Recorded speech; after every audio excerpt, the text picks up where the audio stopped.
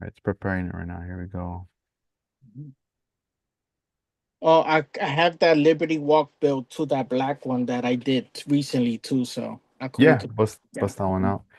Yo, what's up, everybody? Welcome back to another Scale Riders podcast episode. This is episode number 254. I am here with my guest, Vision 124, all the way in the East Coast. I am your host, 65 Lokes. Yo, what's up, George? How you doing? Hey Edgar, what's up? What's going on? What's up, everybody? Nice. I'm doing well, man. I'm doing well. I was very excited to do this episode with you. I know it's been a minute. It's been a You've been on the while. podcast before many times, but it's just I think, it was just time, man. It's been long overdue. Oh yeah, absolutely, man. There's always fun, man, and we always have a good time. Oh Uh, yeah, man. I gotten better at doing this, so I'm kind of getting used to it a little bit now. So Yeah. it's good to be back. No, that's what's up, man. I appreciate you doing that. I know that the time difference and everything, taking the time to be on here. Oh Uh, yeah, it's all good, man. Glad it worked out. At least, yeah, I'm glad that you told me a couple of weeks ago. So then, yeah, it worked out because tomorrow I don't work. So you Oh, know, nice. so Hell yeah. yeah. Yeah, man. I mean, I feel like a lot obviously has happened since the last time we've had you on, and Hmm. I've been kind of just doing a lot of solo episodes myself, and Right. I kind of for a while I I I just started to really like miss like having guests on and having like conversations with model building. Yes. Uh huh. And when I decided like, all right, let's kick things off, let's get things started, I was like, I gotta start things off with Armando, Yeah. Absolutely. let's get it going. Uh huh. And it was just a like a fun conversation having with him. Yeah. And I was like, dude, I gotta get George on. I gotta get George. Yeah. And I was talking to Casey, and Casey was like, yeah, man, I love it when you have George on, man. It's so Yeah, awesome. man. It's So cool, man. You know what? We've had good conversations, and there's guys that hit me up that, hey, man, I re-listened to that podcast y'all did, you and Edgar, a long time ago, and it's cool to hear that people still want to listen to those episodes, the original ones, you know. yeah, yeah.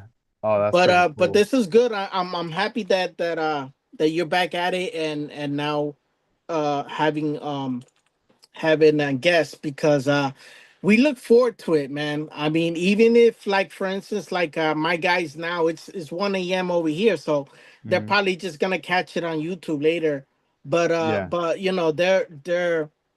they're looking forward to watching it. So Oh, that's cool. it's cool, man. Yeah, no, thank you. Yeah, Mhm. hopefully next time in the future when you're out here in California, by then I'll be able to invite you over, have even a more live, in conversation Yeah, podcast. I think that's more of the goal of yeah, where I yeah, would yeah. want to take it. Yeah, that's good. I remember you were telling me you got a new pad, man. So that's good, man. Once you get that all set up, man, it's gonna be fun to have when you have guests live. Yeah, nah, it will be. And Mhm. like what's been keeping you busy these days lately? I know you work a lot, but like on your free time now, what's been going on with model Right. building? Well, model building. Basically, I've been working. I've been back at the bench, but basically, I have been kind of purposely building some certain builds for specific shows or whatever, you know. So or like my club barbecue. So my club barbecue, we always try to encourage the rest of the guys to build something new. So sometimes we pick a theme, sometimes we pick like a specific model that everybody has to build their way, and those are fun. So and the only rule we have is pretty much not to share any progress to like social media or anything, so that way when we go to the barbecue it's a little bit more exciting because it's an unveil. So it's pretty much everybody has to bring something new, and you're pretty much unveiling it. So it's not like you've seen progress picture. Oh, I know what George is building. He's building a Porsche, or I know what Danny's building of this, or it's kind of like no one knows what you're gonna bring. So it kind of it brings anticipation to the barbecue, and it's fun because every um just when we expect someone to build something a certain way, they kind of surprise you and go way left. So that makes it fun. So yeah, so I built something for the barbecue. We could share a little later. Um and um then um I have a few projects that I have in mind, a few of them that are like their gifts, so I can't really share on those. But I've been keeping busy, man, and pretty much I just recently went to California for the SoCal Open, so I got in on doing a build for that with Armando Flores. He was doing a presentation, so we could speak on that a little later. But yeah, so basically, I've been busy.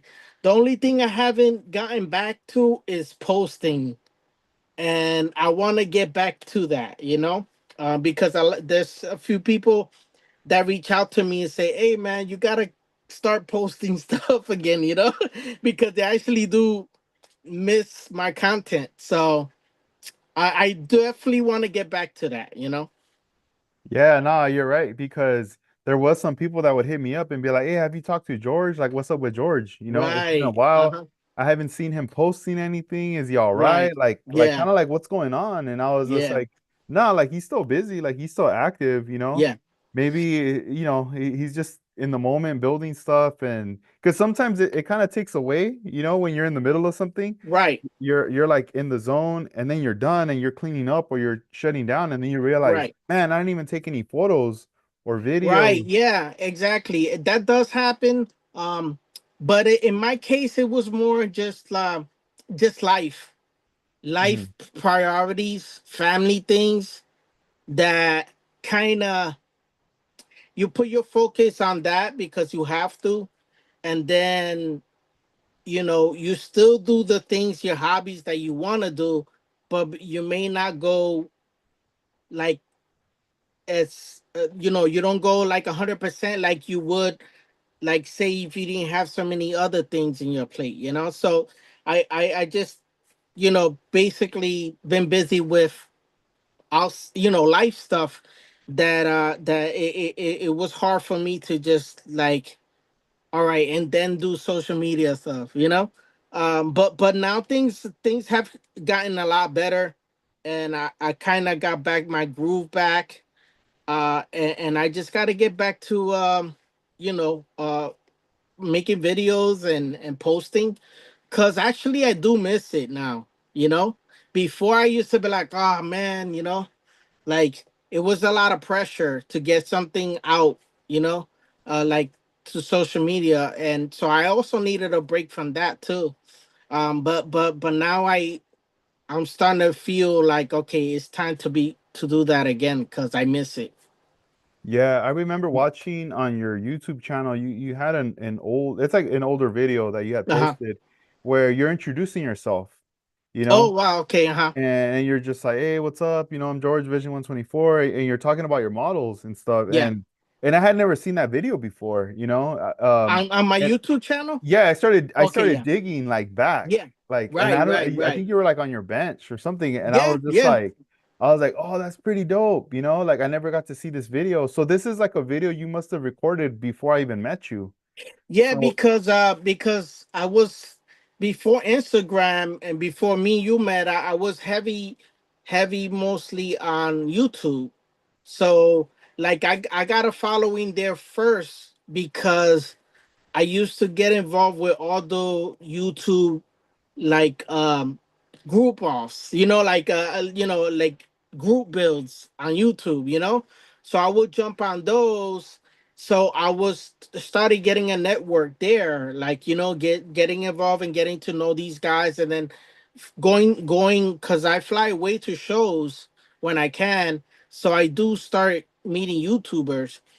So basically that video, now that you bring that one up, pretty much, there's times that the modeling community will ask uh although YouTube builders to hey, how did you get started? you know.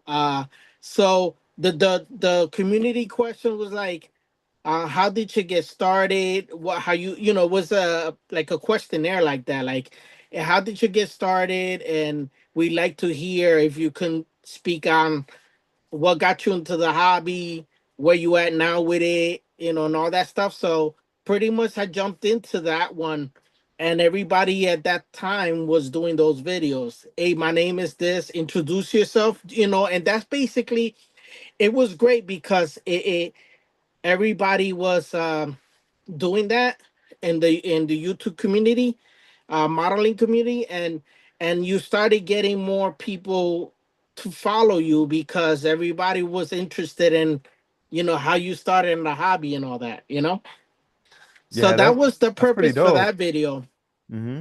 Yeah, I and feel that like was a way back, a while ago. yeah, you should go back and rewatch it, dude, because I think Yeah, right now, if like, where you're headed right now with your builds and getting back into the groove of things, if you right. watch that, Yeah. it's gonna take you back, dude. Oh yeah, And absolutely. Yeah. Definitely, for sure. Yeah, that I definitely got to do that. Once in a while, I'll bring up, if I'm building and I'm just putting stuff on YouTube, I might just throw a video of mine. And now that I start looking back, I'd be like, man, when you start doing this stuff, you're like rambling on too much sometimes. And I started realizing, like, man, these videos are too long. I'm talking too much, like, so I learned now that how guys pretty much they unveil their builds and they talk about stuff and they kind of keep it around the 10 to 15 minute range, you know and I think that's a good sweet spot, 10 minutes, because videos that are like half an hour, 40 minutes, like people don't have time to watch your whole video, so mhm. so so like when I go back into doing those, I know I'm gonna cut it down to shorter videos. I'm gonna try my best to, that way, I get my point across. I show my build, and I don't stay on too long because it's hard to keep people their attention. To after a few minutes for them to stay on your video. Yeah, it's pretty hard. No, it Yeah, is. You're right. yeah. Yeah, I felt like once I started getting settled in and I started setting up my table and everything, I was like, all right, I'm gonna have the airbrush station in the garage. I'm gonna have my bench in the house, Mhm. and I'm just gonna do work over there and then come over here and paint. Like I was gonna be doing that. But Yeah. then I was realizing that noise and just the timing of stuff was gonna be a big issue, like in the Right. house. Like Hmm. whether if I was like cutting something, grinding something, or just just creating a lot of noise.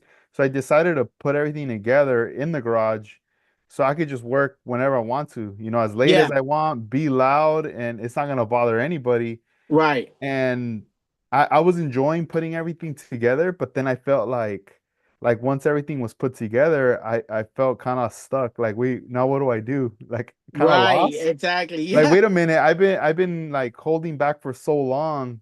Right. Now it's here, and Yeah. now what do I do? Do I jump in the water or do I just stare at the water? Exactly, That's exactly. that's how I Like, felt for a bit. like to me, I went through a lot of things this last 2 years, like family wise and personal stuff. And I said, oh man, when I get back, once the situation's over with, or I'm gonna get back into the bench and and now I'm back and I have the time. It's not like I didn't have all these like outside things like grabbing me. Now I have the time and I'm like, okay, what do I do now? Like, like I know what you mean. It's kind of like you kind of calculate that you're gonna do this, and it doesn't just sometimes it doesn't just work that way.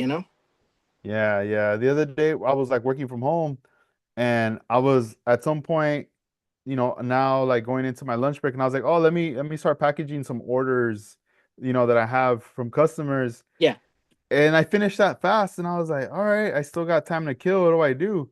So then I busted out a model and I yeah, started like touching it up, sanding it, and I just kind of forgot, wait a minute, I have that freedom now. I can go in the yard and just spray this thing with Tamiya primer. It's right, nice and sunny and no one yeah, like I don't gotta hide, no neighbor's gonna like see right, right. anything.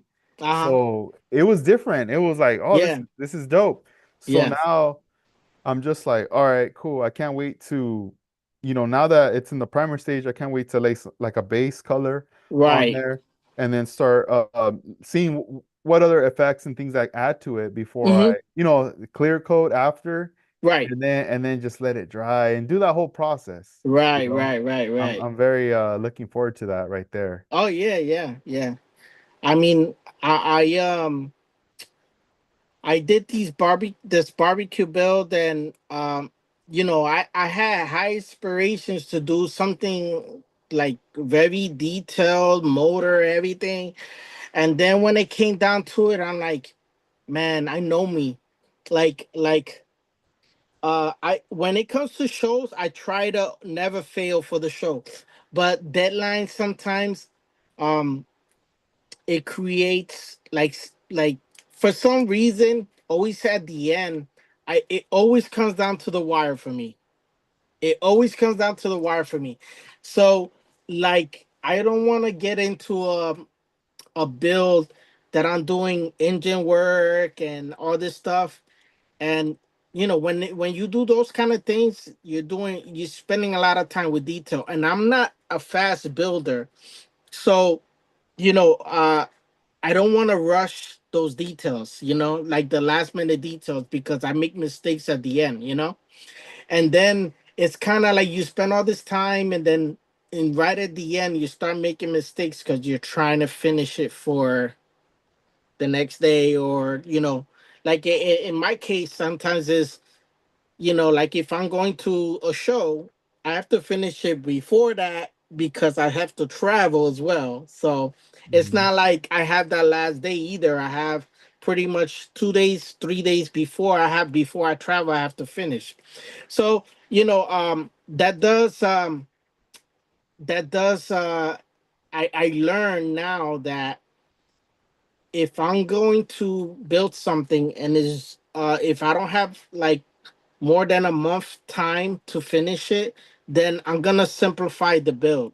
So like this time I just picked the build on my barbecue build that it was a curbside, but it was a lot of cool details in the outside that made the car still look like, oh damn, that looks dope. Like it's not just okay, it's just curbside, just a regular model. No, like I pick a Liberty Walk build, which they had body kits, wings, and wide body and everything. So killer wheel stance. So it's kind of like no matter how you go, the car's gonna still look good because the stance is gonna be right. It's gonna have cool wheels, and then just the body kit alone is always impressive. Even with all that, you're not worrying about a motor because the rest of the model speaks for itself.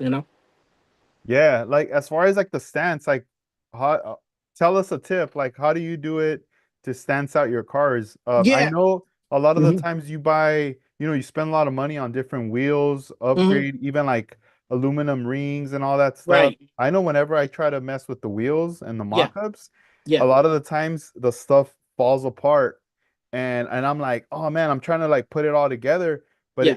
it just tends to like keep falling apart because I haven't painted everything, haven't glued Right. anything together. So Exactly. like, what's kind of your process to hold the whole thing together for a mock-up to get the Right. stand? So I mean, as far as uh wheels and stuff that don't hold together, I always stick with the white glue, even if it's not painted or something. White glue that'll hold it. Or most of the times, the tires that I have, because for the most part, most of the tires I've been using are rubber still. They're not like 3D printed, so they're usually like tight. The tire itself will hold the rim together. So in that case, I don't have to like glue it together. I could just mock it up, even if the wheel needs painting. So what, I can still it'll hold the wheel together.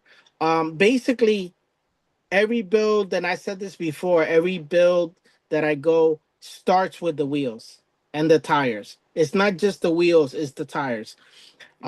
Like me, I love all my cars to be low, you know, and I want them to have uh, you know, like a stance as if the car was on air ride, where it's low to the ground, but not sometimes. It depends on what car it is. um, they don't all have to be laying frame.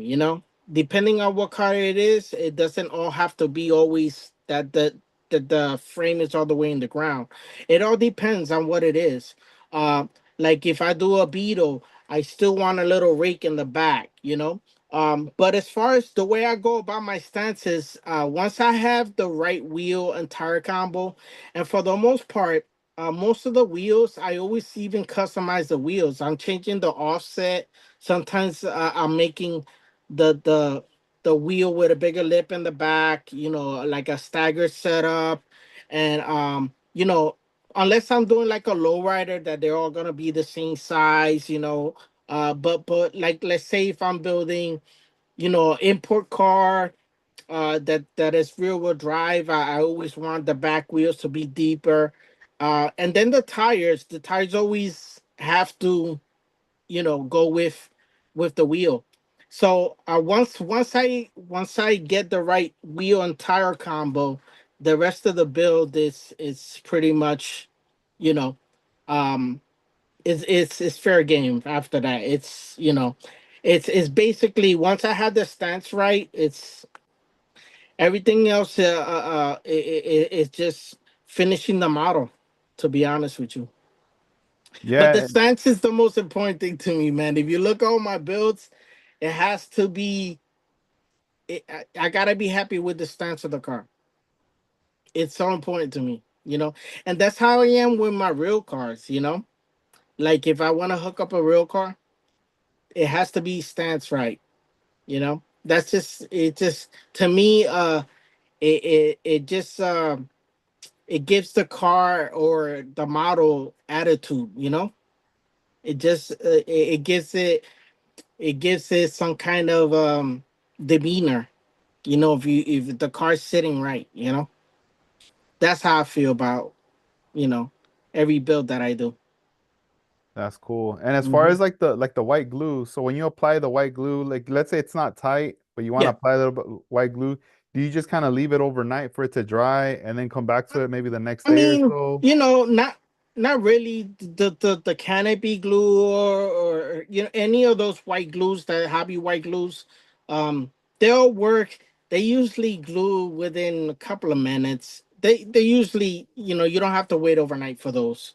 Um, and they dry pretty quick. Not as quick as CA glue, but quick enough where probably in the next 10 minutes you're ready to mark them up.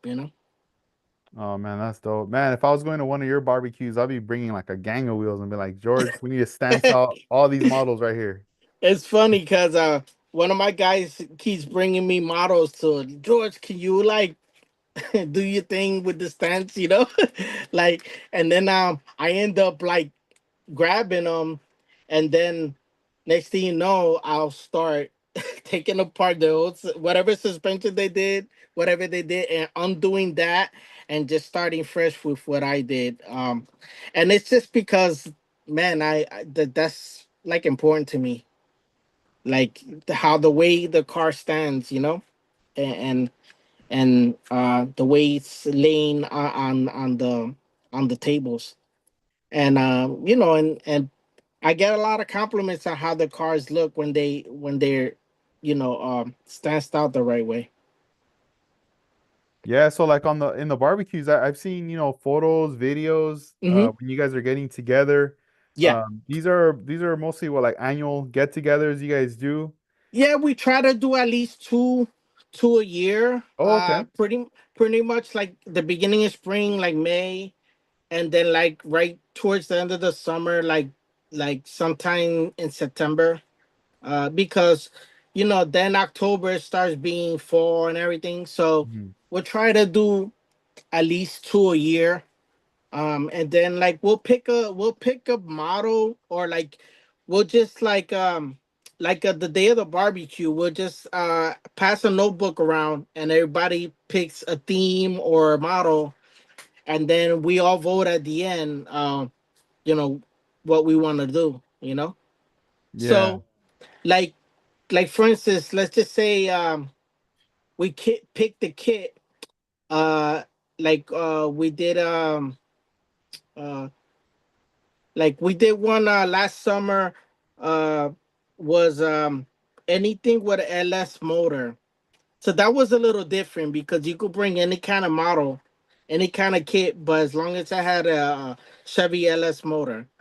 Oh So I wow. mean, I did a Porsche with a LS motor, So Nice. guys did different wild things with a Mm. LS motor. So that was fun. Sometimes guys pick a specific kit, and after everybody kind of gets a chance to pick one, then we'll just kind of just pass the notebook around, and then everybody picks what they think, and then we'll vote and see. Okay, this is like, for instance, like I want to do one barbecue. I want to do weathered vehicles, Hmm.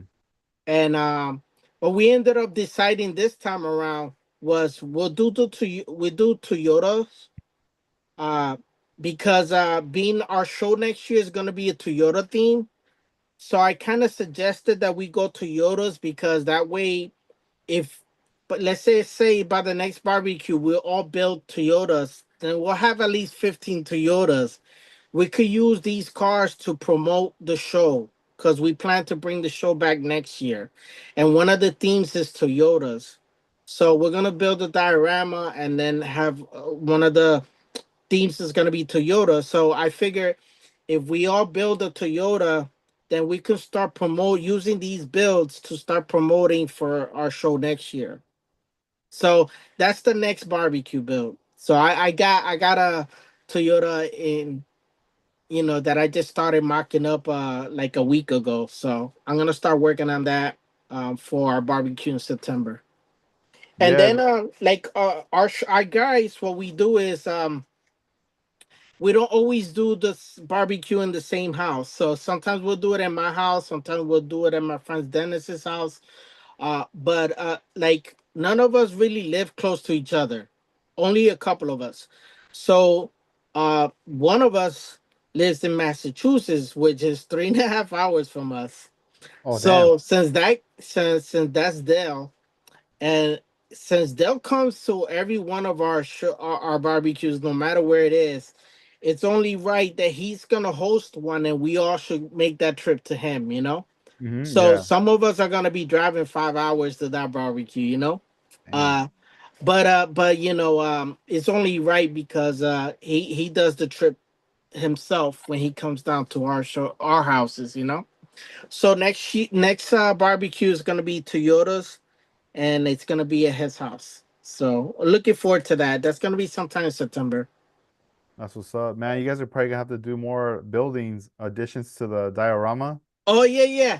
You know what? We planning on starting a new diorama. We're gonna scratch what we done before, because we've used it enough times that we need to start something else. So we have a couple of things in mind. So basically, the next in between the next barbecues, we're gonna have just meetings where we're gonna just work on a diorama, everybody together, all hands on deck. You know, Nice. that way, we, everybody gets a chance, and it's better this way. The club is growing. We have a good amount of guys that are building heavy. So, and then we even started activating the diversified you not the YouTube, the Facebook page, Mhm. and we just started a IG page as well. Yeah, So I'm connected with those. right. So yeah, so we're trying to build that one up, and yeah, we're just sharing our club builds, and there's a lot. So there's a lot of things. It's good to have that, because future wise, we can always tag our club now, and like an IG, and we could start promoting our show coming forward, and any shows coming up, or like even like this podcast. We could start promoting, other guys, and getting the club name out there again. Yeah, that's pretty dope, man. That's a Hmm. cool thing. Yeah, because I started seeing it and I was like, oh, that's awesome. Yeah, Yeah. because I mean, you guys kill it, man. You guys come out with so many different builds and stuff. Yeah, I mean, it's cool because a lot of the guys are active, a lot of guys are building, and it's a lot of fun when you got guys that are real eager. And it's fun because like our local shows, we try to help as much as we can, like NNL East. Those guys, they need help, and so at least we could do the heavy lifting with for them, because they've been around for a long time. So some of these guys are already up there in age. So it's good that we can at least help them as much as we can. If you want, Edgar, I can start showing you guys my last barbecue build. Yeah, let's check it out. Let's I'll let you take it away right now. I'm gonna set the Right. camera so this way it mostly shows Sure. your build, but go for it, bro. Okay. Yeah. Here you go. Let me turn this light on. Okay. So can you see that? Yeah, we're good. Go Okay. for it. So this is the Liberty Walk R35, one of the latest versions. And pretty much I just this is pretty much a replica of a real car that they made with this livery, the Playboy livery. And pretty much all I had to do was get somebody to make the decals for me. So I actually sourced the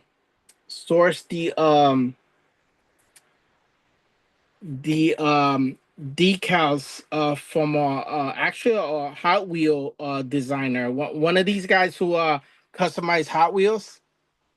And he I asked him because I know he did these decals for 164 scale.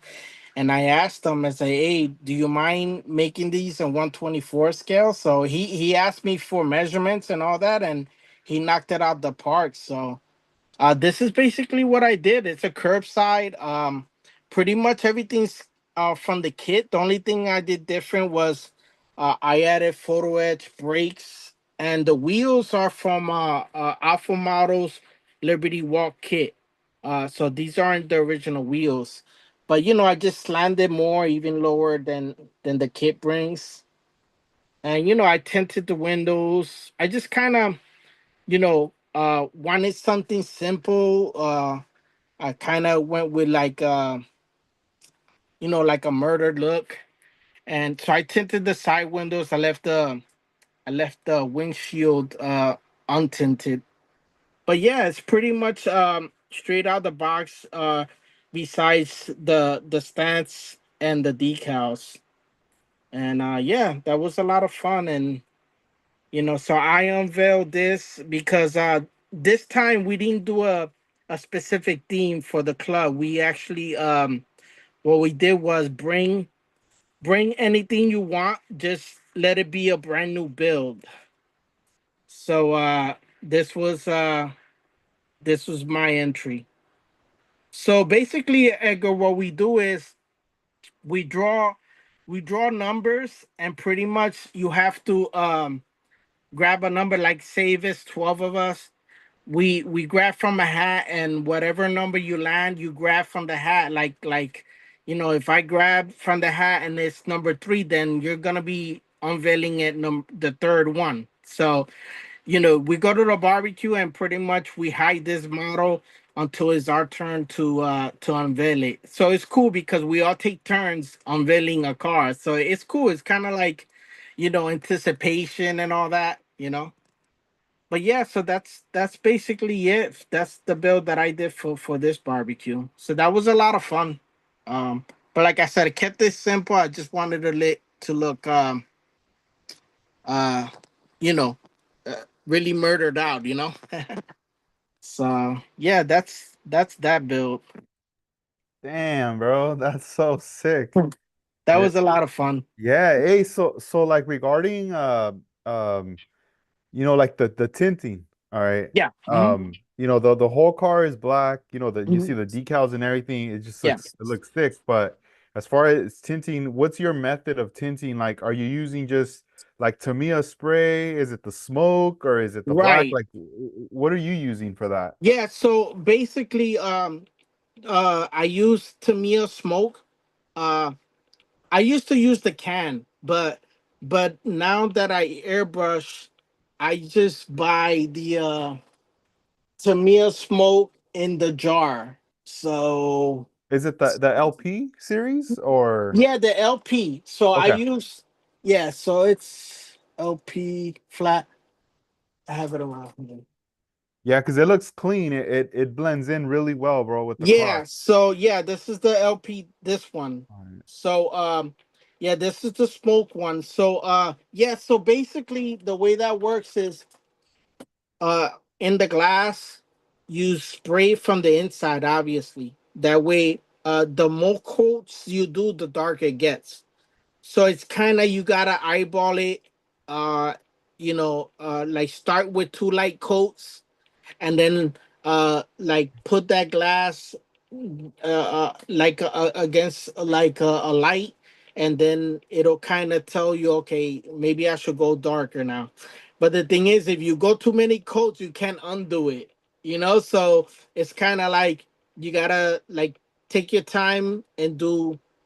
And if you're gonna do all the same glass, the different, one glass in the back and two on the side, you have to use the same amount of coats, because then one glass will be darker than the other. So it's kind of, but being this car being black and the interior being black, I only had to give it like two coats, and then it still looks really dark. But if I shine a light through that glass, you could tell it's tinted. It's not like a full black window. But being that this car has black interior, it kind of looks really, really dark, like it's part of the paint. But yeah, that's what I use for smoke in the windows. But you have to be careful because with that smoke, like if you go heavy, like it could kind of like go uneven, and then Mm. it could like just to say, for instance, like if you go heavy and then it drips, then that makes that smoke part of it that drips darker than the rest. So, Oh, yeah, that's yeah. why it's better to go airbrush. You go light coats Hmm. and kind of, gauge it that way. I mean, you could still do with airbrush, I mean, with the can, the Tamiya smoke, but just do light coats and kind of, whatever you do, don't go heavy because it Yeah. could it could be a uneven glass, like Yeah, the some way, part of it is gonna be darker than the other, and that's not what you want. Like yeah. on a car like this, I can get away with because everything is black inside. But if you have a lighter interior that you could see through, you're gonna see Mhm. the imperfections if you go too heavy, Yeah, and or the or it'll be too dark and you can't even see through it. So, yeah, yeah.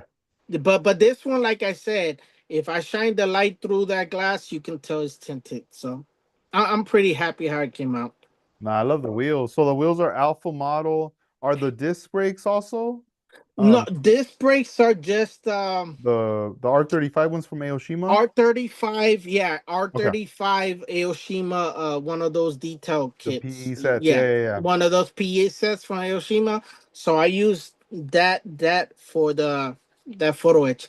And the thing is that with my brakes, if I choose a wheel that exposes so much, that I Mhm. like to try to get a photo etch rotor in there, at Yeah. least a disc, because it looks more realistic that way.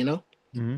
For like the 30 R35s you've done in the past, like the Liberty Walks, Yeah. have you ever tried to put an engine in one of them?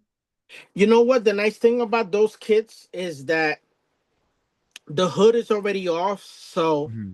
you can put the motor in there. But the Yeah. thing is that the kit doesn't come with it. Yeah, yeah. So Well, one time I was carrying all the different R35s, right? right. And there was one model that I had gotten into the store, and it's the R35 that had it's in red, like Yeah, the car in the cover, yeah. and it's not the Liberty Walk version. It's just like the regular version. And I That's remember uh-huh. I opened it and I looked in there, and I was like, "Oh, what? There's an engine in here." Right. And then I So thought, "Man, you uh-huh. can grab that maybe and fit it in that." Yes, yes. So Okay. it's still Aoshima build. So I believe the Tamiya one also has the motor. But yeah, the Mhm. Aoshima one from the regular kit, uh most of them do bring it. But yeah, that motor goes right into this one. They just because I believe because the reason they didn't put a motor in this because these RW Liberty Walk kits, pretty much they're more like the focus is pretty much the body kit, not the Yeah. motor, you know. Hmm. But if you want to go a full build on this, you can. The nice thing is that it's still based on the stock R35 with the Yeah. motor, so it still has the engine bay cover and stuff like that. You just got to get the motor from there, or in this case now just get it 3D printed, you know? Yeah. So True. the motor that comes in that car now, there's a lot of files for it. So, Hmm. you know, you could actually do it that way now. Like before it used to be like you have to kit bash. Yeah. Now with 3D Man. printing, it's available. Get And I do someone have that I do have that kit. I have that motor and I do want to build the RWB with a motor and everything that I can display it because these cars look so cool. I think Mhm. like in the outside, so it'll be cool to just go ahead and full detail one with a motor. You know? Yeah, yeah. It's a trip when you say 3D print because sometimes I try to go back and think of like when somebody would hit someone up instead of 3D print and be like, "Hey, do you think you can cast an engine for me?" Right? Yeah. Dang. It's crazy how that doesn't even be used that much. That word casting. Yeah, dude. Because even bodies, man, like a lot of the bodies that people wanted before are not being 3D printed. Not all of them, obviously. Mhm. It's Yeah. it's gonna be a while before you get all of the ones you want, or most of them. But Dang. for the most part, it's mostly 3D printing now. So it's crazy Yeah. how since the last time we talked, how much Uh-huh. it evolved, you know? Yeah, no, yeah. I mean, even back then, like getting, let's say, like a Jimmy Flintstone body was exciting, you know? I mean, Yes, it still is. exactly. Like they look It dope. still Like is. they hold It's up. They hold yeah. up. But sometimes Absolutely.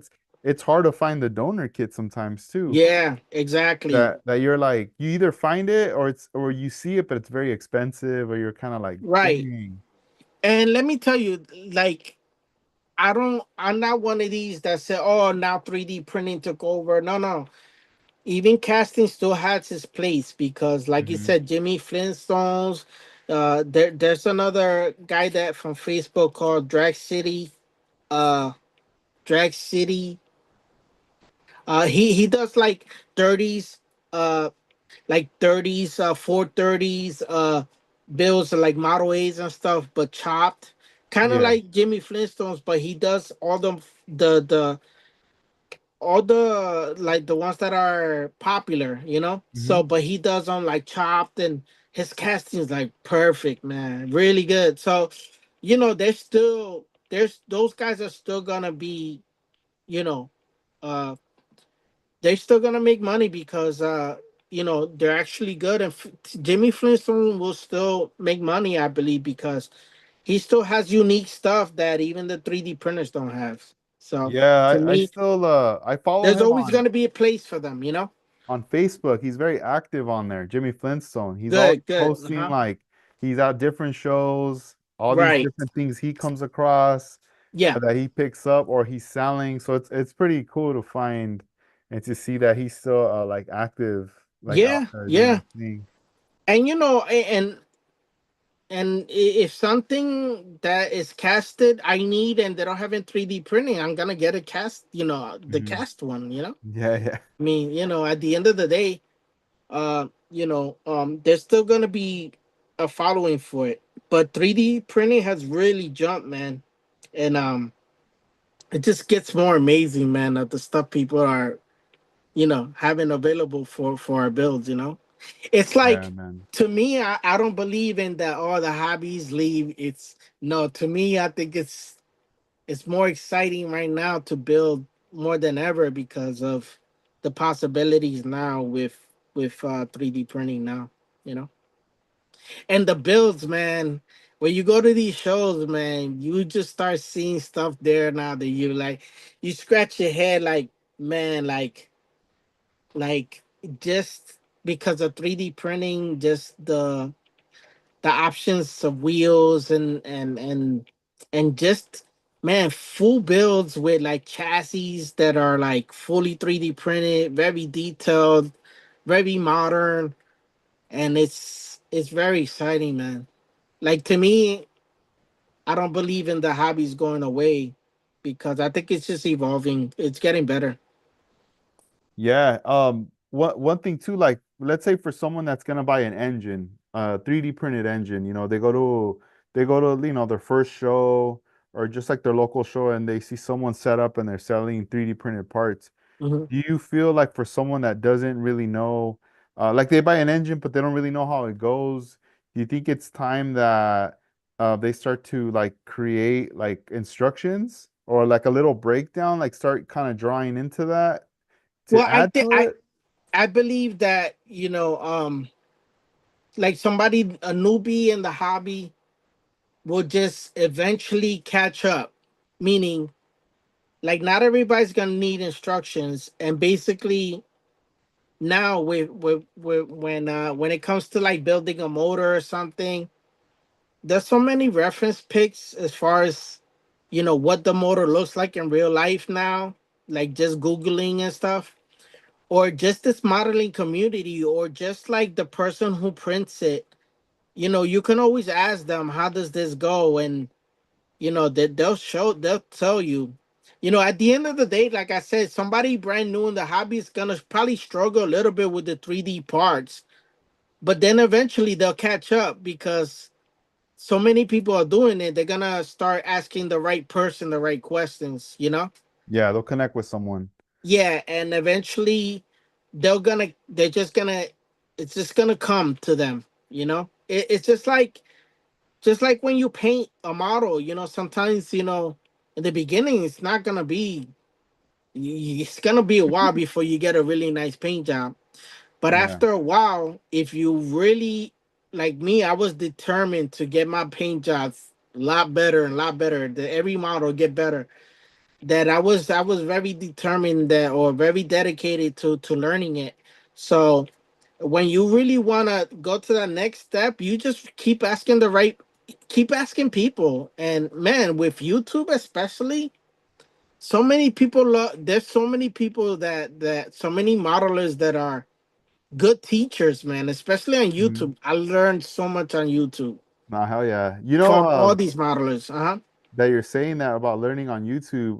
Shout Mhm. outs to H-Town Model Shop. Oh yeah, 'Cause man. yeah, with Freddie, Freddie, man. I chopped it up with them not too long ago. They were texting each really? other. Yeah, yeah, yeah. Shout outs to him Yeah. because I remember not knowing much, and I Right. remember his videos were like those first Yes. videos of seeing someone using House of Color. And Yes. then also like Mr. Cranky too. He was Yeah, like, Dr. Cranky. Yep. yeah, I Dr. Crank. remember. And I was always tuned in into that stuff, Me too. I Me was like too. learning and I was like, dang, all right, The these guys are doing it. majority, yeah, and rest in peace to some guys that were great teachers. One of them was Don Yost. I Yeah. know him more because he used to go to every NNL East and all this. He's from the East Coast.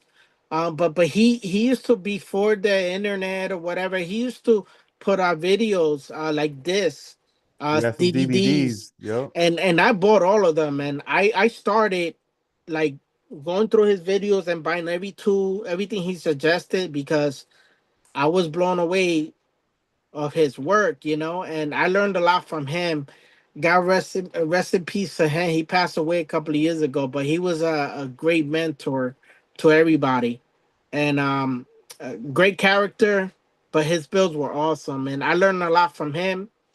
And then, YouTube just blew up with so many modelers. Like you said, Dr. Cranky, Freddie H. Tom. Shout out to him again. He was the when I first started. When I'm my first lowrider, I asked him how to how to spray the house of color and the candies, and he gave me a lot of good tips, and I learned from him too. Yeah, he was great, man. I did chop it up with him a little bit not too long ago too. He did actually send me a text. So yeah, I wanna link up with him one day. Hopefully I go over there. He's in Texas. So hopefully when I go over there I can link up with him. Yeah, no, it was nice to hear from him, man. It was Yeah. like he was like just saying what's up, kind of like checking Yeah. in, kind of, And I was Yeah, like, yeah, oh yeah. damn, that's pretty cool, man. Like he's like still doing his thing. Yeah, Um, I know. I'm pretty sure he has all his stuff, and mhm. at the end of the day, life, man. Family, kids. At the end of the day, you know, sometimes, you get so overwhelmed with all of that that at the end of the Mhm. day, you don't have a lot of time left for your hobby. But I know that one day he's gonna come back. He's Yeah. gonna get back at it because he's very good, and I know he enjoyed building. So Yeah, shout there's out some to him. friends like that that I've met through the years who've kind of taken that break. It's Hmm. been a minute, and it's just one of those things where I know they'll come back because I know the car modeling or just building in general is in their heart, it's in their blood, Yeah, And yeah, it's just right now it's not the time, they're busy, they got other priorities. right. But at least like when they come back around, we're all still here. Like we're all like, yo, what's up? Like welcome back, Yeah, absolutely. kind And of do it like I up. always tell everybody that sometimes like with this hobby, what I always tell everybody that no matter what, the hobby will always be here waiting for you. Like you could walk away, but don't worry, it'll be here when you're ready to be back. Yeah. And that's how I feel. Even when I took my hiatus, I mean, like I was still kind of in tune as much as I can. Maybe not building as much, but I knew that I would come back Mhm. because it's just so much fun, man. It's so much fun, and it gets better, especially when new things come up, and then sometimes you get that new Porsche kit came out, the Mhm. GT3. You're like, Dang. oh, and Yeah. those kind of things spark back in the hobby. Like, oh, I gotta get that. Next thing you know, you're getting paint, and you're getting back on it. I also have that one too. I bought some aftermarket parts for that Nice. Porsche kit. I want Yeah. to build that too. You know? Oh, that's dope. Yeah, Yeah. for the viewers and listeners out there, we recently we linked up, we saw each other in Yeah. May, Yeah. SoCal Open. You were out here, Yes. you built a Corvair, Yes. brought it out. This was part of Armando Flores' presentation, the Low Right. Bears, Yeah. along, with a lot of other artists that were, did their Corvair and had it there in the presentation. That was awesome. Right. Hmm. Um, you coming out here again to California, Hmm. how was it this time around visiting? Compared to all the other ones, because now I feel like I always tell you, man, I feel like you're like this is your second home. Oh, You're it a native. absolutely is. Yeah. Absolutely is, man. I mean, well, first of all, it's what keeps me coming back is not only the models, but just the car scene in California. Like I don't get to see lowriders over here like over there. Like and the type of um the car culture. Yes, we have a car culture over here, but it's way different. So that's number one. But I mean, the relationships I've because of this hobby that I was blessed to know you guys. You and Armando and Juan, Willie. I mean, I could name a bunch of you guys, but the hospitality and everything, and just going to shows with you guys. It's been a lot of fun. So I always see myself like excited to come back. So with Armando, to me, like me and him, it's like he says we speak the same language when it comes to these models. So we got a lot of ideas, and I like his presentations and stuff that he gets involved in, and I always get like excited to jump in, you know. So every time he has something going on, I try to like, all right, can I go? Let me try to go or build something for it. So I get excited. So those kind of things, those kind of shows, and then SoCal Open, um, man, I just have a great time in that show. I've been to at least three times. I've been to one, and every time was a fun show, and Art Lasky does a great job, and you know, I always find myself that want to come back to that show. So and now that, you know, I did go to the last NNO West, so that will be my second, you know, two times I went this year to California, because I went back to for SoCal.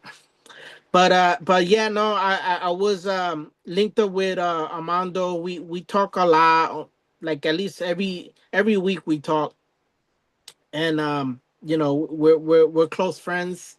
So basically, we share a lot of ideas, and we kick back ideas to each other. And when he says he wants to do a presentation, I always get excited about it, and I always, and you know, it's always great to go to his house. You know, he treats me, you know, like family. So it's great. It's great.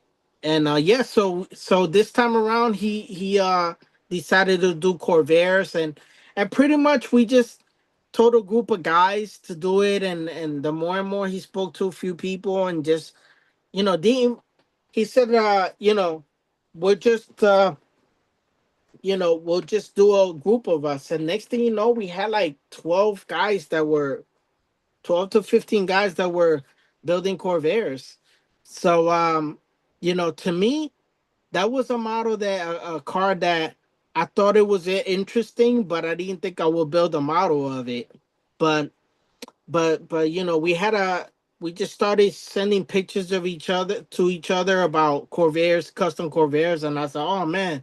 So I started getting ideas and stuff, and then I said, you know what? I think I got a plan. So I decided to build a 69 version, which is the only kit that's really readily available, you know, which is the one that you got too, right? Yeah, yeah, that's the one I got. Yeah, because Right. And Armando was that's a showing me some of the promos he got, and I was like, man, yeah. those are dope. But every time Yeah, I that's went the on eBay first. and I found one, it was either like the body was a little warped, the glass was Right, broken, like right, something wrong. His were like very clean. right, exactly. So, you know, with his connections, he knows guys who has, you know, vintage bill you know, collections and everything. Plus, you know, there were some available on eBay, man. They were expensive, man. So I did wanted to build a 64, you know, the first gen one too, but they were kind of a little bit expensive. And I said, you know what? If I'm gonna get one that's kind of jacked up and warped, I'd rather just start with a kit that I can grab, you know. So I actually Juana Mesqua had gifted me one, so I already had one. And then I started looking at the model, and I said, man, you know, some of these guys are gonna build lowriders out of them, so I kind of don't really want to go the lowrider. You know, I kind of want to go my own. So I kind of started getting looking at the car, started marking it up, and I wanted it to have spokes, but I didn't have wanted to look like a really like a lowrider. So I started getting inspiration from like European cars, like old Ferraris, old Jaguars, who had like spoke wheels, but you know, they had like a European look, like a, you know, like a elegant, like luxury look, you know, to them. So I started getting inspiration from those kind of old Ferraris and stuff, and Jaguars. So I kind of decided to do like a Euro build, you know, kind of like if the car had spokes, and it kind of had the Euro look to it. So that's what I ended up doing. So I have it right here. If you want, we'll I'll show Yeah, you guys. let's bust that out right now. Get it Yeah. ready while man, dude, like yeah, this was one car that I saw that you brought out. I was like, dude, this is like so dope. I remember you came over and you showed it to me, and I was like, Right. oh, this thing looks so dope. Yeah, and I try to keep it, not share too much about it. So pretty much, like, what I did basically is I lowered it. The wheels are actually from JPS Customs, and those are the wheels. And basically, like, the for the most part the car is stock.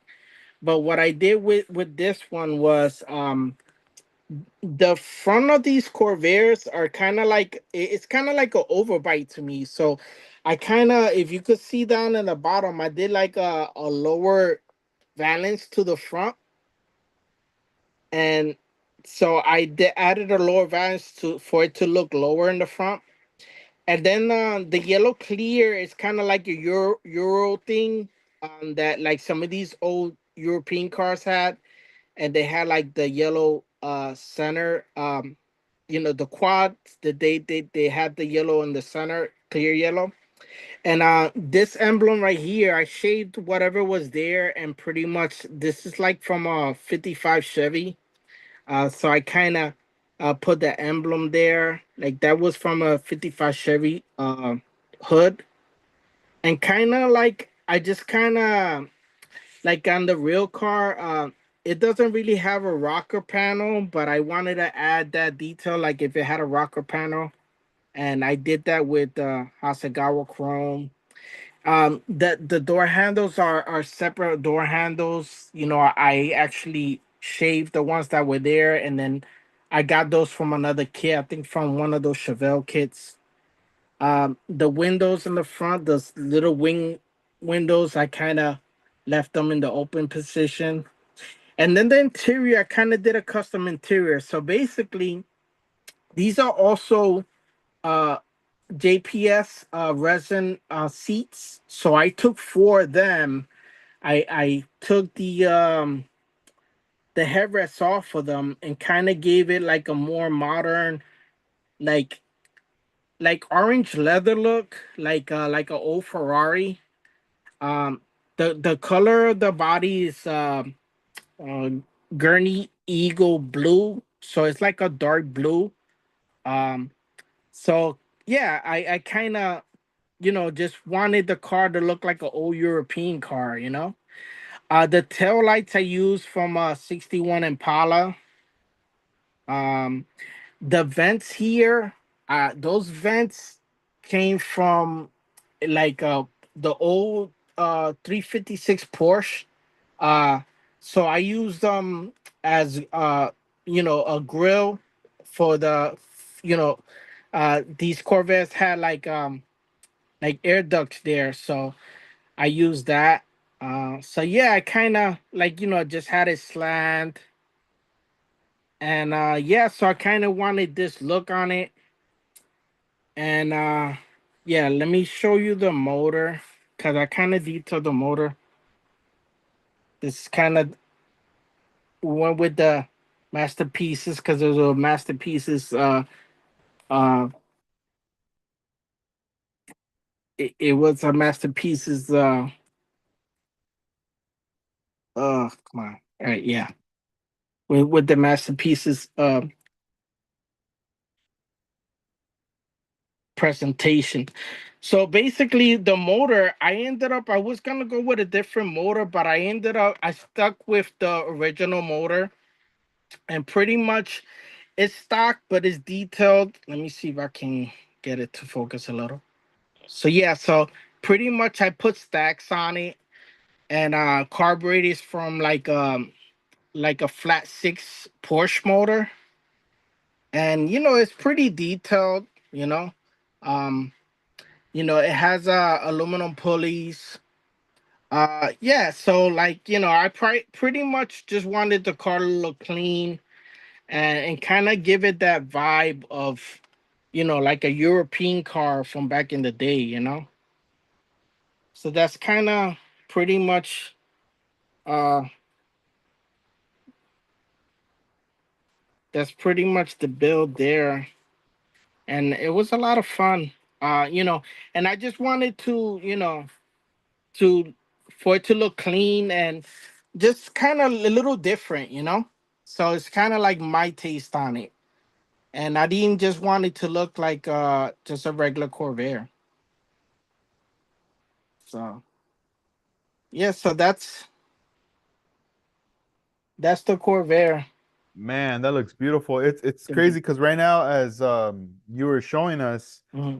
and you were zooming in on the interior and Hmm. everything, I'm starting now on the body to see now that it's the same year as the one I'm working on. I'm Yeah, seeing all those differences, all the yeah, customization that you added to yours yeah, versus to what I have mine, especially like those vents. I know yeah. on mine, like the hood, the trunk does not have any of that. So now I'm seeing like, damn, the work that you put into to cut that Right. up, put it in. The ones that I have, I mean, they're small, and they're on the body, Yeah. and I'm just thinking, damn, you filled those in, and all that. Yeah, no. That's Oh, one more crazy. thing. One more thing that I wanted to show you guys on this one that I Let's check it out. forgot to mention. So if you notice on the hood, like on these Corvairs, they will have like a gas door here, and I just felt that gas door did not look right in that fender. So what I did was I put a gas cap on the cowl there as a recessed gas cap. So basically, what I did was with this hood, I scribed the door and the edge and the angle like this to give it room for that cap. And it's kind of like a European touch. It's like something like a Porsche sometimes will have, a gas cap in the middle of the hood or something like that, or somewhere, or Porsche, I mean, or Ferrari will have. So I kind of kept going with that theme. Or the side mirrors are also from an old Porsche too. So I kind of like try to like do the European touches. I don't know if I nailed it as a European car, but I kind of, like I said, I didn't want it to look too low riderish, but I wanted it to look clean and kind of elegant. So yeah, I just wanted to Man, show you that's guys about that gas cap because that's dope. Let me yeah, show you the guys what you're talking about. Here, I uh got huh, mine right in front of me. yeah. Let's see Oh, how nice. how Uh huh. close I could get it to the camera Yeah. here Uh huh. on the Got you. screen. So it's pretty much just right there in that Right. Uh in huh. that fender part. Let's see. Oh, there it Yeah. is. That's the door. And to me, like it didn't flow right with the rest with my theme. Uh-huh. So I filled that Man. up with Oh, CA glue and sanded it down. And I said, you know what? I want a recessed gas cap up ah, on top. So yeah. And there it is. yeah, there it Damn, is. dude, Yeah. you're giving me ideas. I'm gonna have to fill this in. I'm gonna put Yeah. mine on the top of the roof right here. Then I'm gonna run Yeah. the gas lines through the side. Nah, through the pillars. Nah. Ah, dude, No, that's pretty but sick. like I said, it's one of those things where, like sometimes like these cars talk to me, man. Like when I customize a car, I'll be like, that don't look right. I Mhm. just have to do my own thing sometimes because of that. Yeah, yeah. Nah, dude, that looks crazy. Even when you showed it to me and you were like, "Hey, check it out," and I was looking at it, I love the combination of the interior with the body, right? Uh-huh. But when I was like looking at it, I didn't really look too much into the interior, like the detail. Yeah. And now when you were showing it this way in the video, I was able to see more in depth Right. because, like I have the original stock, like the little tub that goes Right. in there. So now I'm Exactly. seeing like the seats that you just said Right. you used, but then Uh-huh. also the interior door panels. Right. It's so Exactly. smooth, and then the armrests, like Right. that looks So that dope. yeah, I scratch built the armrest to kind of because the stock one didn't blend well with the seats that I put in. So I kind of Mhm. wanted to modernize it. So what I did a chrome strip around, just again to keep the car elegant, some kind of way elegant, you know. Hmm. And that's what I did, and pretty much, you know, the color of the interior is a old tester's can. It's called Mango, and Oh, shoot. yeah, so I just sprayed it, and then on a spoon, and then I flat coated it, Yeah. and it gave me the leather look, that like from an old Ferrari Yeah. that I Dang, was looking for. everyone's going on eBay right now looking up mango, old can, Tester's Mango. testers. Yeah, man. I mean, dude, I share everything. That's Any questions, hit me up. You know. that's dope. That's dope. Hey Edgar, what's going on in the chat? That I didn't even look yet. Yeah, Have yeah. you? Let's see what's up right here. So Mhm. right now, I mean Armando Flores is here. Slowly, Casey all the way in Australia. Kid Builder Chris from the UK is on here. Shout outs to Model Car 1589. There's also a shout out from Scale Model Works official. Nice. Let's see. Willie's on too. So Willie, what's up? What's up, yeah. Armando? What's up, Crow Casey? Crow Customs also. Nice. Eddie. Yeah, yeah. And then someone called Go For It Painting too from Hungary Yeah. as Shout out well, to you man. guys. Thanks for tuning in. Yeah, yeah, yeah. That's pretty nice, man. Yeah, if you guys have any questions, just hit us up in the chat like that you would want for me to ask George. Yeah. Let me plug in also Hmm. the sponsor for this episode. Uh Absolutely. let me uh let me go ahead and grab the info here for you guys. So just check it out, guys. The official sponsor for this Scale Riders podcast episode is none other than Left Coast Scale Classic. Got a flyer right here for the event. Beautiful flyer that's going down. This is going to be next year in April 2026. I also got some stickers as well that are going to be being packed together in all the online orders that I'm shipping out from scaleriders.com. So April 25th, 2026 at the Ventura County Fairgrounds. This is going to be the Left Coast Scale Classic, the first annual event. And the theme will be mini trucks. So, the show's going to be from 9 a.m. to 3 p.m. It's going to be model car display and hobby swap meet. Admission is $25. For more info, check out leftcoastscaleclassic.com. And there's also going to be proceeds to benefit Band of Brothers. And here you have it. So this is the cover to the flyer. You see the mini truck. So I have like a stack of these flyers. I also have the stickers that I'll be giving away for free on the orders until supplies last. So once I'm like out of them, I'm gonna try to like bug the guys and be like, hey, I need some more flyers and stuff to hook everybody up and spread word. It's until April of next year, so just like mark your calendars. I'll keep mentioning in future episodes and also be plugging in on Instagram and things like that. But any questions or anything, just check out the website right there, or even, you can just always hit me up too and let me know right there. But I hope you can make it out to this too, George, next year.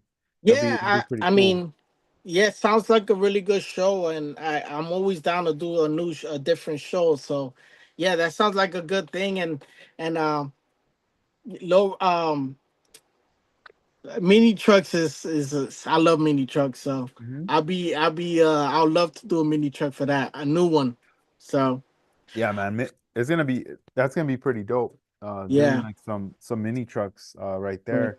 But see now because it's not just gonna be model cars, there's also gonna be like everything from like diecast to like Nice, RC. And good. even from what I heard, even some 101 scale cars will Oh, be nice. present there. So Oh, nice. there's gonna be like, everything related to cars, but the Yeah, main focus obviously would be the scale model nice. Yeah, event there. So yeah. No, I'll check it out and try to make it to that one. That sounds like a good one to go to. I saw in the oh, shout out to Willie and Dedicated Magazine. Willie, I just got my magazine. Thank you, man. Uh, great issue, man. Shout out to Dedicated Magazine. Uh, it was a great issue, man. Thank you for sending me the issue. Yeah, it's nice, man. I mean, we talked about it earlier. It's a Hmm. premium issue, man. Like when you Yeah, flip through the pages and look at everything, it's like it's pretty nice. I know I've yeah, said it before on the podcast, but I feel like it sometimes an issue like that would be pretty dope if it's like maybe even like an annual issue, yeah. because Hmm. collectively, you can have content footage of all the shows through the year, right? Out Right, here and the West Coast, or if you have, other photographers in other areas that can right. document stuff, but at least it's like you got a bigger time frame, put everything kind of together. Because Hmm. just flipping through the pages is pretty dope because it's like a time capsule. You go back in time, you know, things that were captured in the show, but it's not Right, just also cars, there's also photographs of the right, artists and just people kicking it and stuff. right. So Exactly. it's Yeah. pretty special. It is. It is because, and the good thing about what Willie and Davy do is they do capture the group of guys, and that's just as important to, for you to look back and be like, oh man, this is the show we went to look at the group picture, Yeah, yeah. and you don't see that with the other magazines as much. So, you Hmm. know, um, shout out to them. They're doing a great job, and looking forward to the next one. Yeah, yeah, same here. No, Mm. definitely. One event that I think we need to bring up too, this is from also your club, one of the members, Ricky, that Oh you yeah. you had attended. So th this was it earlier this year, right? Yeah, it was Or maybe on. earlier. It was in March, and Okay. pretty much, Ricky, great friend of mine. He's like another member of my club, but he's like me and him, we share the same ideas. He's a really good builder. He scratch builds a lot of his builds. Really good modeler. Uh, you can find out more Ricky's. He's goes by Rick the Builder in on Instagram, and his real name is Ricky Wallace. You can find him Ricky Wallace Facebook. But yeah, basically he wanted to do a show, but he mainly wanted to do kind of like a meet, not kind of like a contest, so he always thought about like the real cars and coffee in real life, but in models instead of real cars, really in one-on-one scale of cars and coffee. You announce it and then you bring your real cars and just kind of just hang out. So he kind of wanted to that same concept, but instead of real cars, it'll be model cars. So he actually did have coffee there, but but yeah. So basically, he just wanted people to come and just put their models down without no pressure, without no like filling out, build sheets and all this stuff and the registration. None of that. He just wanted to put tables out there, have coffee, have some snacks, and just have guys come over and just shoot the shit, man. Just kind of hang out, so yeah, he did his first one in March. It was called Model Cars and Coffee by Ricky the Builder. And yeah, so he's a club member. So uh we basically as a club just plus whatever other help he had from his friends and family, we all chipped in and helped him work that event, and we had a good time, man. And it's kind of like he picked the right moment because kind of the kickoff show in over here in the East Coast is kind of NNO East, but that's in April, Edgar. So kind of guys get like they needed something before that, So now by him doing that in March, at least guys already like are excited. They want to go to that first show of the year, So by him doing it in March, it gave guys opportunity to, oh, finally we got a show to go to, and it's cheap. It was just like it was only like $5 to get in, and pretty much we just set up a bunch of tables as the club, we set up two of our dioramas, and we just put the club cards in the diorama, because a lot of people talk about dioramas and stuff like that. So we just set those up, and pretty much we put tables. So imagine, Edgar, like you're not going into a show, like a show, and seeing signs of, oh, muscle cards and imports and trucks. No, you just put your model wherever you want. So basically, if you bring eight models and they're all different classes, don't matter. You're not there to compete. You're just there to display your model and just have fun. And it was cool because now you just put all your models together, and all of a sudden now you chop it up with your friends, and you're showing them all your builds in one spot. You're not like, oh, I have a truck over there in that side of the show, and I got this. You kind of, so you look around that room, and you seen everybody having fun. Everybody's showing their models and everything, and there was no pressure, like no ballots to build to fill. No, it was none of that. It was just a hangout. So it was cool, man. It was a lot of fun, and he's gonna do it again next year. Yeah, isn't that sometimes like one of the stressful things when you show up to a show? Like you have to kind of disappear for a moment and with a Yeah, stack of forms and like be filling them right, out. exactly. So he eliminated all of that. And basically, we had door prizes like a real show.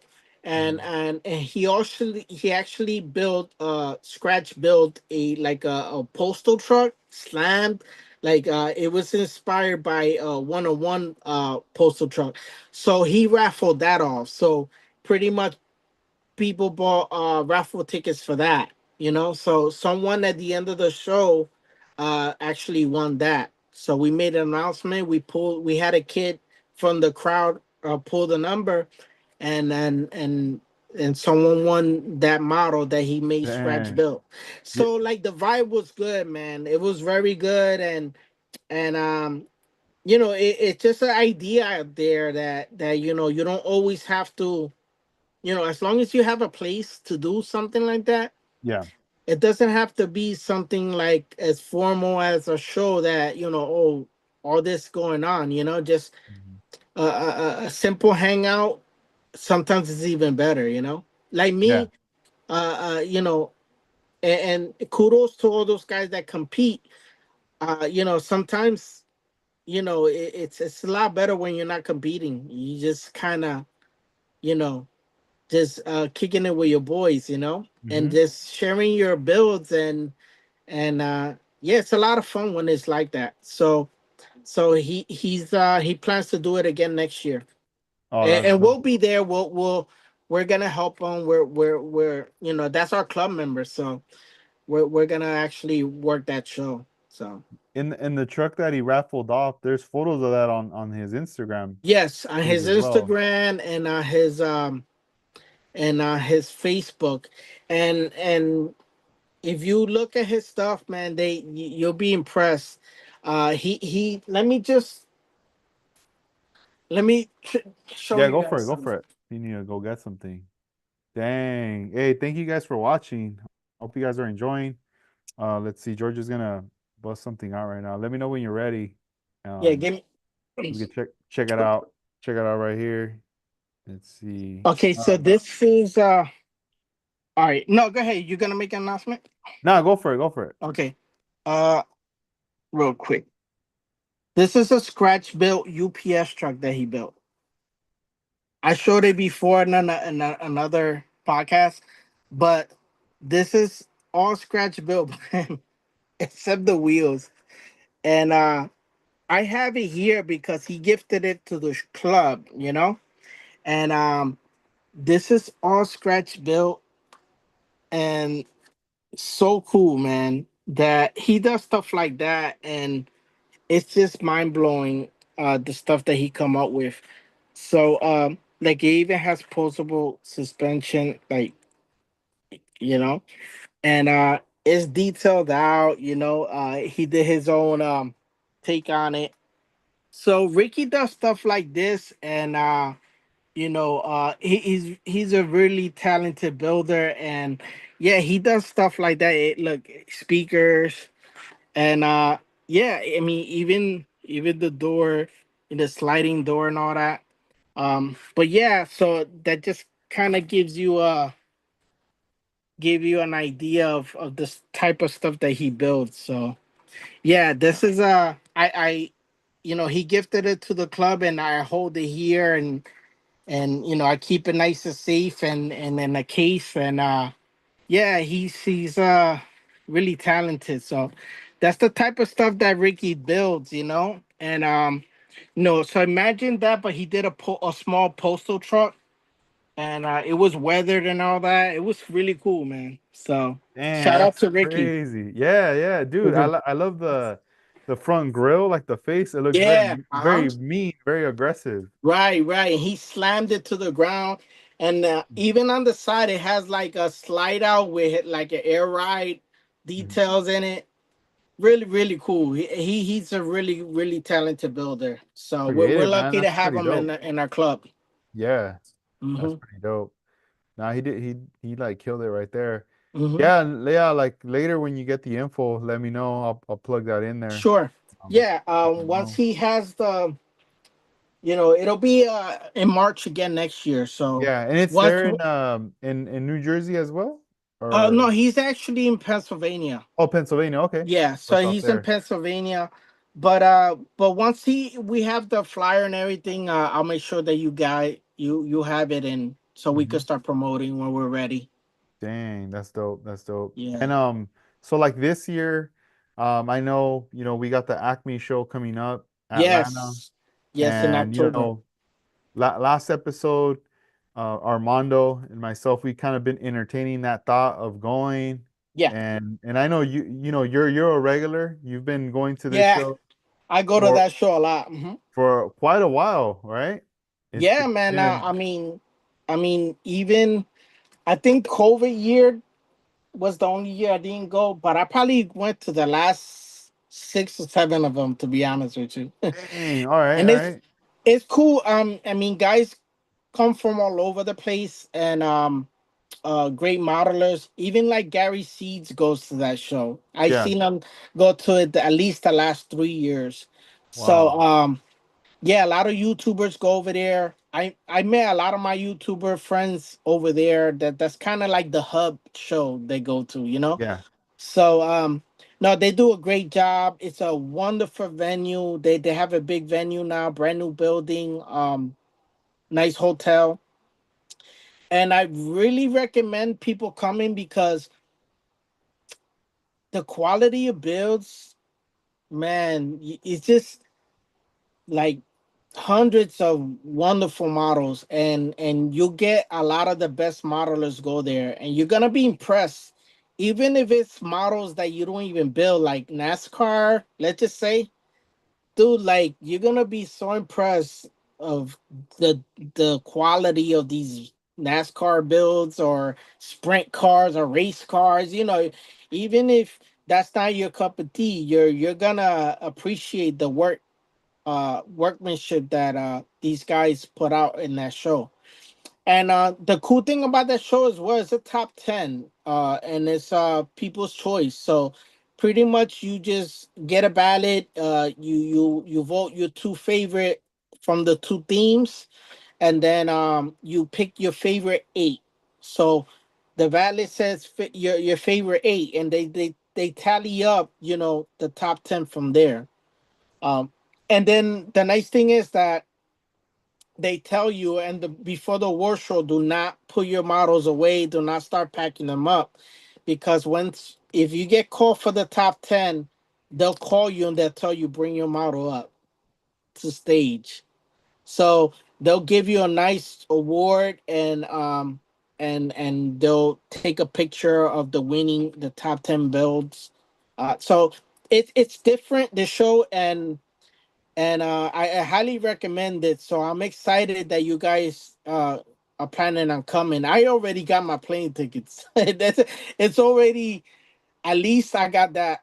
But I'm working on probably like last 2 years I rented an Airbnb because it was a group of us. So we'll probably do that again this year. Once I get the number of guys that are coming, I'm gonna probably start looking for another house to rent. The hotel's great if you could get the hotel, but the hotel sells out pretty fast. So Yeah, yeah. just in case, I mean, even if that hotel's not available, um, there's a lot of hotels nearby, you know. But I definitely really recommend it. It's on the 26th of October this year. Yeah, no, So yeah, yeah, we're looking forward to it. I was telling that to Armando, like I think like once we lock in like our flight ticket, yeah, hotel, all that good stuff, then it's yeah. like, all right, we're in. We're committed. Right, exactly. There's no, oh man, this happened. We can't go, nah, it's like we're No, going I mean, in, we're not gonna I, cancel. I mean, look, it's just like me. I did I got a lot of met a lot of cool friends and a lot of cool guys that I go and meet up. Like Dennis Matthews goes there every year. I see him every year there. So I chop it up with him. He goes to dinner with us, you know. So he hangs out with us. So yeah, guys come from Florida. Yeah, so uh yeah, it'll be great if you guys go. It's a little different. You'll still see lowriders, like for those guys who build lowriders. You're gonna see some lowriders, but it'll be nice for guys to bring those over. And man, it's a great time. It's a great That's time. So I'm dope. looking forward to it. That's I cool. actually I have one build working on one build. I could show you guys. It's in primer stage. It's just a mock up here, but it's a beetle that I've been wanting to build for a while. It's kind of like I'll show you. Here we go. Okay, so this is pretty much. I don't want to really give too much info, but it's pretty much gonna be a clean build. If you guys look, remember my Herbie here. So it's kind of like the same thing, but uh California style. But this one's gonna be the color scheme is gonna be pretty cool, and pretty much this one's gonna be more like a clean build, and yeah, this is what I got on the bench here, and these bumpers, they had the like the guards and everything, and I shaved those off and actually got those bumpers re-chromed, so they're not like sprayed on chromed. I actually send those out to Spotlight Hobbies. So this is the Beetle that I want to unveil over there. I try to always unveil a new build over there. So this was definitely one I want to bring out for over there. So yeah, this is pretty much it. And yeah, it's gonna this one I'm working on it little by little. So I'm looking forward to getting this one out for Atlanta. And the roof, I see you already have it like cut out. Yeah, so I scribed it. It scribed it deep in there. So pretty much since I'm still working on body work and everything, I didn't want that big hole, because it's weaker, if like once I get to the point where I'm ready to paint it, then I'm gonna cut the rest of it off. But since I was still doing body work and stuff, I left it where scribed good enough, where deep enough where I just need to run the scriber a couple of more times and it'll come right off. So Oh, nice. Someone in the chat, Scout Innovations asks, "What is California style?" like for me, I mean it just like a slant bug, with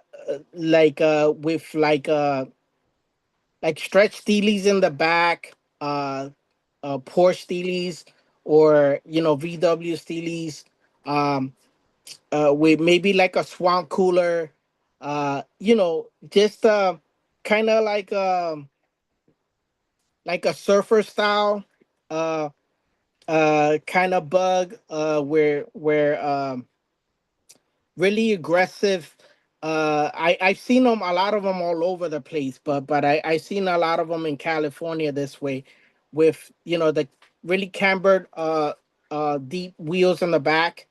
So I kind of, to me, the I call it a California style, but I seen it everywhere else like that too, mainly in California. So that's kind of what I think.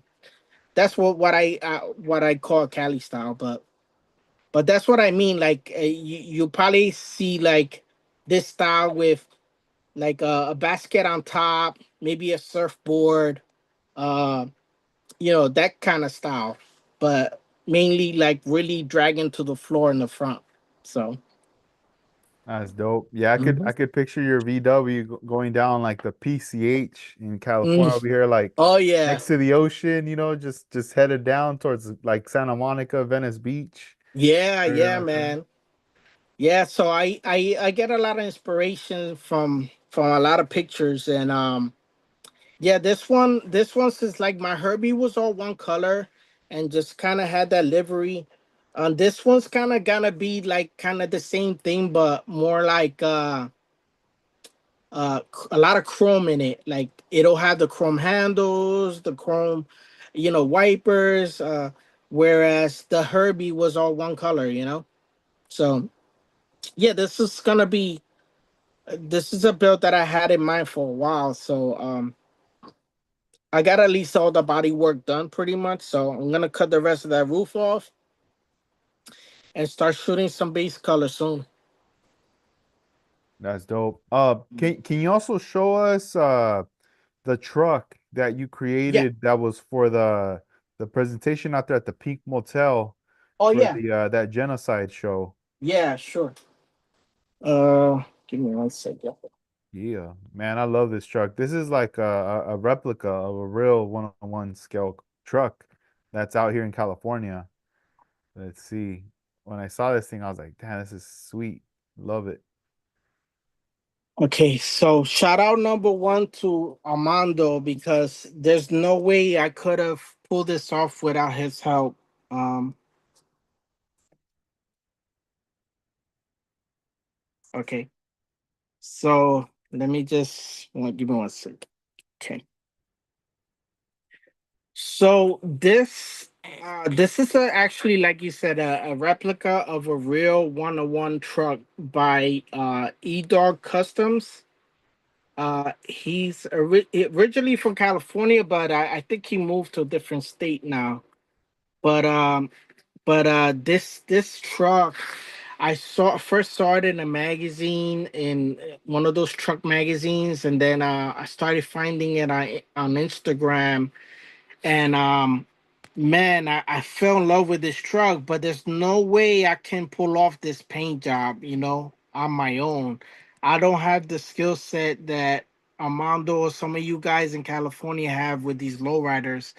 So pretty much, I asked Armando, if I build the truck, can you do the paint job? He said, yeah, man, I can do the paint job. So I pretty much, stanced the truck out just like the real one, and added all the details that the real truck had. Just like even that car, the cover back there, like he has a cover like that with the biscuit tuck. So I did that. I kind of did all those details in the inside too with the biscuit tuck, just like the real truck. I added all the details that I could on it. The grill is 3D printed by oh man, a big man. What was David's handle? David is it big? Oh man, I'm so sorry. I forgot the Instagram name. But he 3D printed the grill for me, and that was a very important part. I actually the batteries are low, but it's actually has the lights on. I put lights in the. I kept it a curbside because this truck pretty much the paint job is really what uh what speaks on this truck. The batteries are a little low, but you can see that I the grill see through. Yeah, and the paint job by Armando Flores, man. It's great because not only because of the truck and the details, but I have something that Armando Flores painted in my collection. So this is a very special build for me. And yeah. So basically, this was built for another presentation that Armando did. Was the pink? He did a Pink Motel diorama, and I remember the year before his presentation, this truck was showcased in the middle, right in the front of the hotel. So I said, Armando, how about we build this truck and then the other, I believe it was a 63 or 64 Impala, a pink one. I forgot the name of it. Well, that was also in the front of that hotel in real life in the year before that. So we kind of used that as inspiration to build the diorama and have those two cars in the front, just like they had them in the prior year. So yeah, this paint job. If you look at pictures of the real truck, man, it looks just like it. So I'm really proud about this. And I actually did show it to the real owner at the show. He was blown away, man. He really digged it. So yeah, this truck gets a lot of looks and made a lot of noise, and really proud of it, man. Really happy how it came out. Yeah, so that's Yeah, the truck. that's dope. Yeah, you regarding David, his handle is Big Guy's Garage Big guys. Oh on man. Instagram. Yeah, I he I also has apologize, the David. I forgot the handle. oh good. He's on Yeah, he's man, on but Colt but also. yeah, he's yo, big shout out to him, man, because Yeah, that grill is so important to this build, this truck that makes this whole truck. So I basically had to base the only way I could have pulled this off this truck was if Armando helped me with the paint and then David with that grill. So what I did, Edgar, I actually sent David a cab so he can, instead of me giving him like dimensions and stuff. I was like, yeah, look, yeah. here, take a cab. I had two of Dang. that. Take the cab and you fit it on and then send it to me. So it worked out better that way. Yeah, that's pretty dope. Going Hmm. the extra mile right there, and then him, Yeah. helping you out, putting in the work and getting Yeah, it he all came going. through and we I sent the grill to get chromed. Uh-huh. And man, it was received well. Everywhere I take this truck, it's I get a lot of compliments. But That's I always cool. shout out everybody who gets anybody who helps me with any of my bills. I always say I got this grill from this one. I did, Hmm. or the wheels from this person. But Yeah, yeah, this that was a lot of fun. that's dope. Yeah, Pro Customs from the UK. He was out here. He says he's like he comments saying the truck is amazing. I got to see the real one at Santa Maria in 2023. Oh, nice. So that's pretty dope, man. From him coming all the way from out there, he was able to Yeah, shout see out to that. him for making it down there.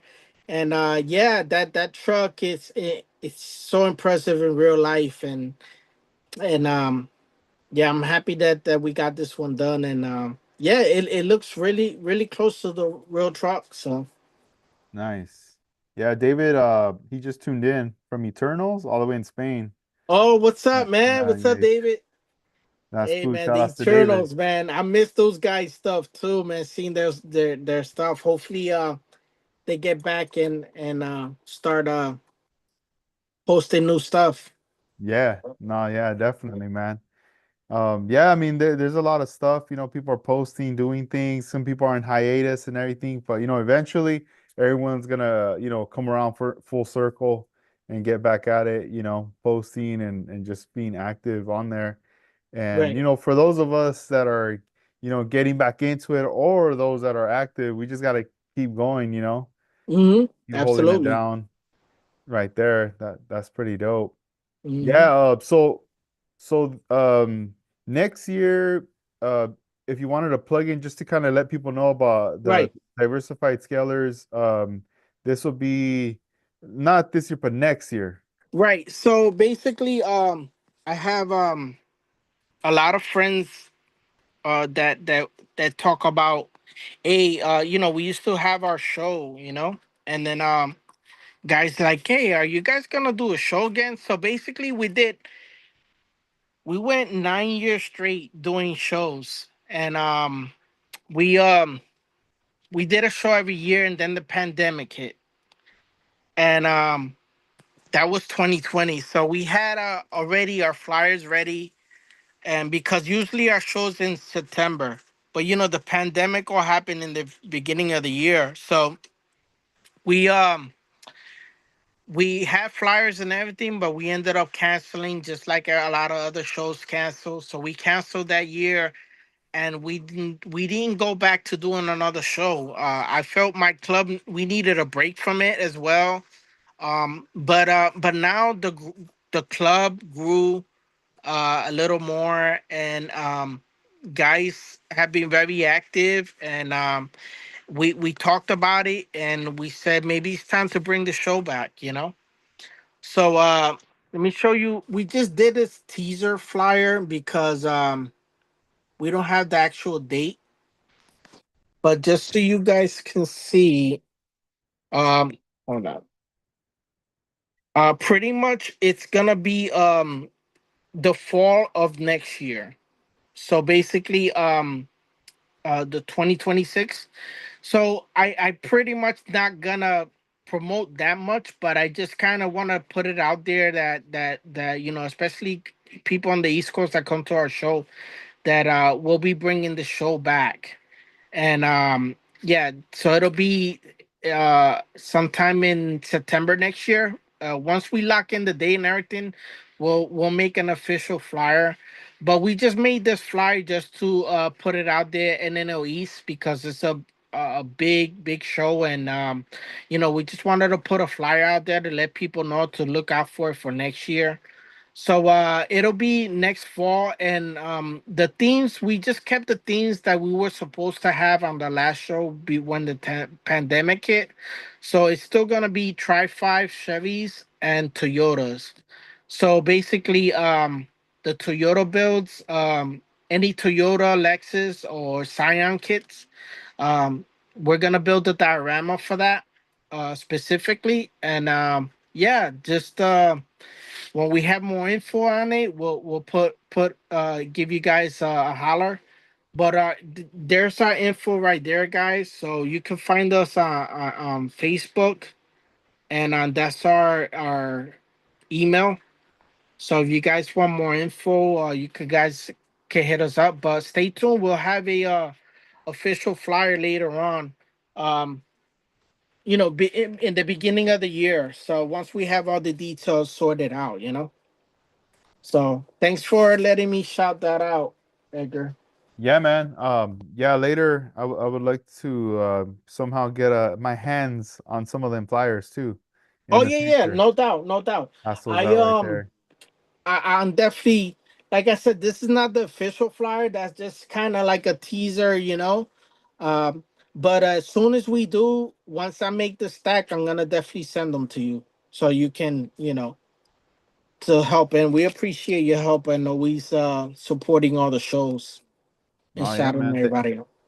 Yeah, for sure. And also, before we end the episode, I wanted to shout out Pete from Scale World. Oh He's yeah, back absolutely. active. That's dope. Yes. Yeah, shout out to Pete. Um Pete has been back and active. He started Scale World again, which you guys you can showcase. That's another place, another platform that you can showcase your models. Uh just go to scaleworld dot org, and So I don't have a flyer on me now, but you find him on Instagram and on Facebook, and he'll send you a link, or you can look and go on the website, and you could showcase your model, and he'll post it on Instagram, he'll post it on Facebook. So it's a good thing that Pete's doing that, because people look forward to you know showcasing their not everybody can go to shows. People work on weekends, on these modelers. Some of them can't make it to shows. So that's a nice platform that you can showcase your models as well. Yeah, so just to plug in some info, I'm on his Instagram page right now. Okay, good. On so if you're looking for him on Instagram, it's at scaled_world. And he also on his bio, he has a couple links. One of them's to the email. You can email him at featurescaleworld@gmail.com. And the other one is just the webpage that George mentioned, scaleworld.org. Um, I know even for myself, I need to take some photographs of some of my builds and like Yeah, support him by like sending him absolutely. stuff, and then hopefully do like some type of collaboration post or something, just to get the word out there Absolutely. for Yeah. for his page. Yeah, and Pete's a great guy. He loves the hobby, and he's a busy guy. He has a family and everything, but he puts time into this hobby, and he likes to support everybody who builds. And yeah, you guys would the his website is great. You'll see upcoming shows, flyers for upcoming shows, and you can actually send them a message, and if there's a flyer that you want to promote, he'll put it out there. So yeah, it's a good website. So shout out to Pete, Yeah, scaleworld.org. that's awesome, man. Well, hey George, this episode was cool, man, having conversation with you. Um, Absolutely. you want to give any shout outs or anything to anybody before we head out? First and foremost, shout out to my club on the Diversified Scalers. You know, uh, we've been having great couple of barbecues, and we're looking for in the shows. And um, I love our crew. I like what everybody's putting out, and looking forward for us to throw our show back again with the new guys. And yeah, shout out to everybody. And yeah, and everybody who's listening, and everybody who supports um myself and my club, and the whole modeling community, man. Because at the end of the day, whoever supports this, we're just gonna keep keep building, and keep being relevant to anybody who's interested in all the modelers. Shout out to you, Edgar, as well. And all my friends all over the place, California, Texas, anywhere in the world, anyone who supports what I do. And yeah, keep building, man. Put your stuff out there, man. Inspire everybody, because that's what we got to keep doing. Awesome, man. No, awesome. No, George, thank you for taking the time. I know it's late on your end. It's It's all almost good, gonna probably man. be what, 3 a.m.? That's okay, man. It doesn't matter. This is fun, man. And we'll definitely do it again. When it gets closer to the shows or whatever. And looking forward to, hopefully, you guys all come to Atlanta. And maybe we'll have a recap after that. Yeah, yeah, yeah, most definitely. That'd be awesome. Yeah, I just want to thank everybody for watching and listening to this podcast episode. This was number 254 with Vision 124. We will definitely have them back on for a future episode. And just, I hope you guys are finding some enjoyment, some inspiration, and also hopefully if you're not building but you want to get back into it, this is hopefully a precursor to get you back. I will be continuing other not, I don't want to say episodes, but just going live on YouTube, just building, and just kind of hanging out, going through the whole like process of some of the stuff, especially with the most recent like Corvair build that I got going on. I want to do something with painting and stuff like that. So I haven't really found like an actual date yet. But I know Tuesdays will definitely most likely be like the podcast night that I'll be, doing episodes. And then later I'll figure something out for the rest of the days to do the builds right there. And hopefully in the future I could figure out something where I could get some guests on, maybe a way to do like a live build, with the guests.